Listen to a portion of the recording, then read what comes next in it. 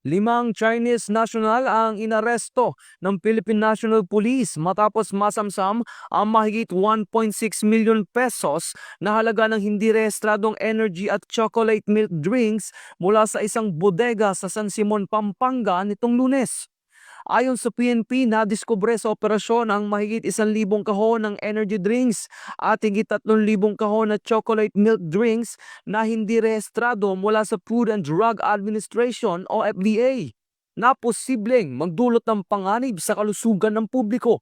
Tinatayang 1.619 million pesos ang kabuang halaga ng mga nasamsam na produkto.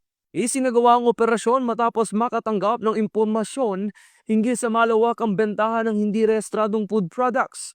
Kinumpirma ng mga operatiba ang bodega ay umano'y nagsasagawa ng malakihang food manufacturing nang walang kaukulang pahintulot ng FDA. Ang mga nakumpiskang produkto ay pansamantalang nasa kustodiya na ng otoridad habang inahanda ang mga kasong paglabag sa Republic Act 9711 o FDA Act of 2009 at Philippine Immigration Act laban sa mga sospek.